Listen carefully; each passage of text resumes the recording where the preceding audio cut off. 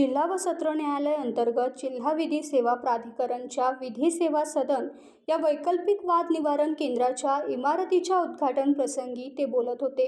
यावेळी प्रभारी जिल्हा व सत्र न्यायाधीश विनोद जाधव, जिल्हा न्यायाधीश 2 तथा अतिरिक्त सत्र न्यायाधीश एम अंबाळकर, जिल्हा विधी सेवा प्राधिकरणाचे सचिव आर पाटील, बार असोसिएशनचे अध्यक्ष विलास पाटणे, जिल्हा सरकारी अभियोक्ता अनिरुद्ध फणसेकर, प्रादेशिक मनोरुग्णालयाच्या अधीक्षक डॉक्टर संघमित्रा फुले आदी उपस्थित होते।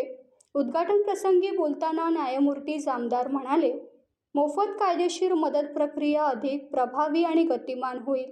न्यायालयीन तरतुदींच्या आधारे काही वेळा न्याय मिळण्यास होणाऱ्या विलंबामुळे पक्षकार समाधानी होत नसतात।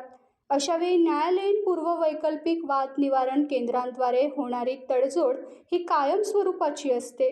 त्यामुळे पक्षकारांत असणाऱ्या वादांचे निवारण हे वैकल्पिक वाद निवारण केंद्रांद्वारे होण्यासाठी सर्वांनी प्रयत्न करणे गरजेचे आहे।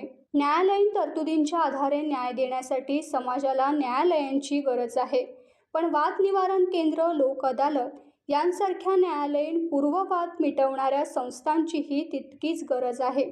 याद्वारे होणाऱ्या निवाड्यांमुळे न्यायालयांवरचा ताण कमी होईल। सामोपचाराने वाद मिटवण्यासाठी वैकल्पिक वाद निवारण केंद्रांसारख्या संस्था महत्त्वाची भूमिका बजावत असतात। अशा वैकल्पिक केंद्रांच्या यशासाठी न्यायाधीश, वकील व पक्षकारांची भूमिका महत्त्वाची ठरते, असेही न्यायमूर्ती जामदार म्हणाले। बार असोसिएशनचे अध्यक्ष पाटणे, पूर्वीच्या काळी पारावरच्या न्यायाची संकल्पना ही आत्ताच्या वैकल्पिक वाद निवारण केंद्रात अंतर्भूत असल्याचे म्हणाले।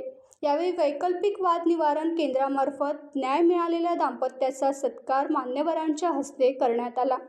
टाइम्स डिजिटलला लाईक करा, सबस्क्राईब करा, शेअर करा आणि बेल आयकॉन दाबायला विसरू नका। पाहत रहा टाइम्स डिजिटल।